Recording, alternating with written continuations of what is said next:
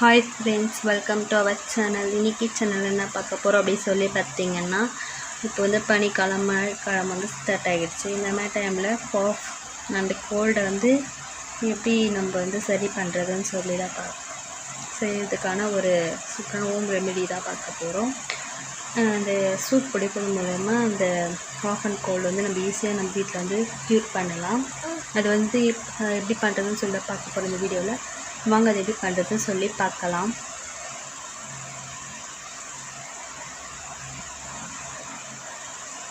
இப்போ நான் வந்து வெஜிடபிள் சூப் தான் பண்ண போகிறேன். வெஜிடபிள் சூப் வந்து எப்படி காஃப் அண்ட் கோல்டு க்யூர் பண்ணணும்னு நீங்கள் நினைக்கலாம். கண்டிப்பாக வந்து பார்த்திங்கன்னா சூப் ஐட்டம் நம்ம எடுக்கிறது ரொம்பவே நல்லது. இந்த டைமில் நம்ம உடம்புக்கு ரொம்ப ஹெல்த்தியும் கூட. இது வந்து கோல்டு அண்ட் காஃப் நல்லாவே வந்து க்யூர் வந்து பண்ணும். ஏன்னா இதில் வந்து நம்ம பெப்பர் யூஸ் பண்ணுறதுனால நல்லாவே வந்து க்யூர் பண்ணும். நம்ம இந்த மாதிரி டைமில் வெளியில் வாங்கி சாப்பிட்றத வீட்லேயே நம்ம ஹெல்த்தி எல்லாமே சாப்பிடும் மூலமா நல்லாவே ரிசல்ட் வந்து கிடைக்கும். இப்போ நான் வந்து கேரட் பீன்ஸ் எல்லாம் ரொம்பவே நல்லா பொடியாக நான் வந்து கட் பண்ணி எடுத்து வச்சுருக்கேன் மெலிசா. இந்த மாதிரி இருக்கும்போது நமக்கு நல்லா வதங்கி நமக்கு வந்து குயிக்காக வந்து வேகும். இப்போ நான் வந்து ஒரு பாத்திரம், இது வந்து பார்த்திங்கன்னா நல்லா வந்து ஹீட்டாக ஆகட்டும். இந்த வெஜிடபிள் இல்லாமல் நீங்கள் வேறு எதுனாலும் யூஸ் பண்ணிக்கலாம். எனக்கு பீன்ஸ் கேரட் இருக்கிறதுனால அதுதான் நான் எடுத்திருக்கேன். நீங்கள் வந்து சூப் எந்த சூப் வேணாலும் எடுத்துக்கலாம். இந்த மாதிரி டைமில் நல்லாவே வந்து அந்த ரிசல்ட் வந்து உங்களுக்கு கொடுக்கும். இப்போ வந்து அந்த ஆயில் ஊற்றி தேவையான அளவு ஆயில் வந்து ஆட் பண்ணிக்கிறேன். உங்களுக்கு காய் வதக்க எந்த அளவுக்கு ஆயில் தேவையோ அந்த அளவுக்கு நீங்கள் வந்து ஆட் பண்ணிக்கோங்க. எனக்கு இது கரெக்டாக இருக்கிறதுனால நான் இந்த அளவுக்கு வந்து எடுத்துருக்கேன். இப்போ அந்த கேரட் அந்த பீன்ஸ் கருவேப்பிலை வந்து இப்போ வந்து எல்லாத்தையும் நான் உள்ள வந்து ஆட் பண்ணிக்கிறேன். நீங்கள் எந்த அளவுக்கு வெஜிடபிள்ஸை ரொம்ப மெலிசாக வந்து ஸ்லைஸ் பண்ணுறீங்களோ அந்த அளவுக்கு நல்லா குயிக்காக வந்து உங்களுக்கு அதை வதங்கி வரும், நல்லாவும் வேகும். சூப்புக்கு வந்து நீங்கள் எப்பவுமே அப்படி தான் கட் பண்ணணும். ரொம்ப பெருசாக கட் பண்ணிங்கன்னா ரொம்ப டைம் வந்து எடுக்கும். முடிஞ்ச அளவுக்கு நீங்கள் வீட்லேயே வந்து ட்ரை பண்ணுங்கள். குழந்தைங்களுக்கு வந்து கண்டிப்பாக வீக்லி ஒன்ஸ் இல்லை 2 டேஸ்க்கு ஒன்ஸ் நீங்கள் வந்து இந்த சூப் ஐட்டம்லாம் செஞ்சு கொடுங்க. ரொம்ப ஹெல்த்தியும் கூட. நம்ம காஃப் அண்ட் கோல்டு வந்து இந்த சீசனில் வந்து ஓரளவுக்கு தடுக்கலாம். இப்போ வந்து எல்லாத்தையுமே நான் நல்லா வதக்கி விட்டுக்கிறேன். நல்லா ஒரு 10 மினிட்ஸில் இது நல்லா குயிக்காக வந்து நமக்கு வந்து வதக்கி வந்துடும். அப்படி இல்லைன்னு சொன்னால் நீங்கள் மேலே ஒரு பிளேட் வச்சு மூடி கூட வதக்கி விட்டுக்கலாம். நான் அடுத்து வந்து பார்த்தீங்கன்னா ஒரு பவுல் வந்து எடுத்திருக்கேன்.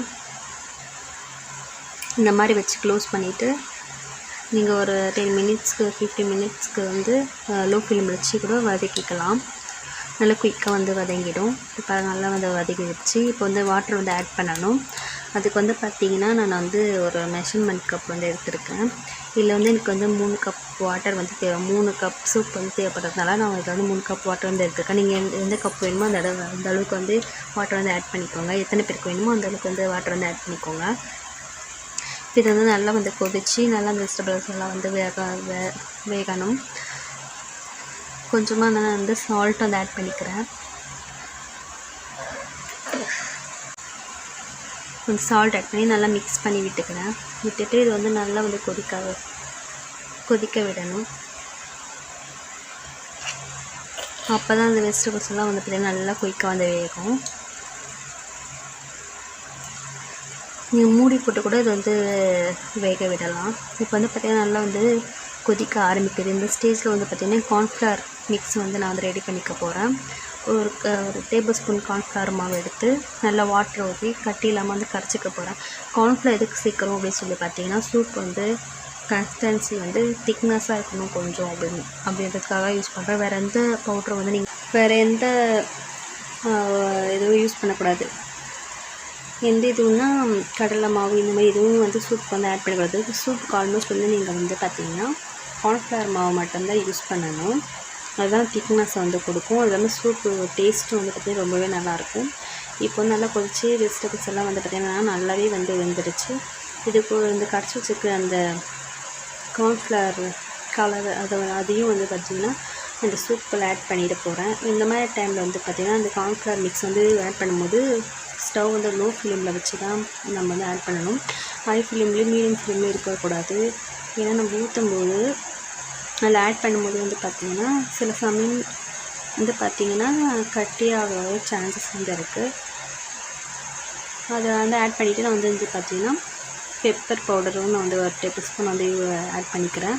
பண்ணிவிட்டு இதுவும் நல்லா வந்து மிக்ஸ் பண்ணி விட்டுக்கிறேன். இப்போ ஸ்டவ் வந்து ஆஃப் பண்ணிட போகிறேன். நான் ஒரு 10 மினிட்ஸ்க்கு வந்து நான் இதுலேயே லோ ஃப்ளேம்லேயே வச்சு நான் வந்து நல்லா மிக்ஸ் பண்ணி விட்டுக்கிறேன். அடுத்து வந்து பார்த்திங்கன்னா கொத்தமல்லி தழையும் நான் வந்து ஆட் பண்ணிக்க போகிறேன். அதில் ஒரு 10 மினிட்ஸ்க்கு நல்லா மிக்ஸ் பண்ணி விடுங்க. இப்போ கொத்தமல்லி தழை ஆட் பண்ணிவிட்டு ஒரு பவுலில் வந்து நான் வந்து இப்போ எடுத்துட்டேன்.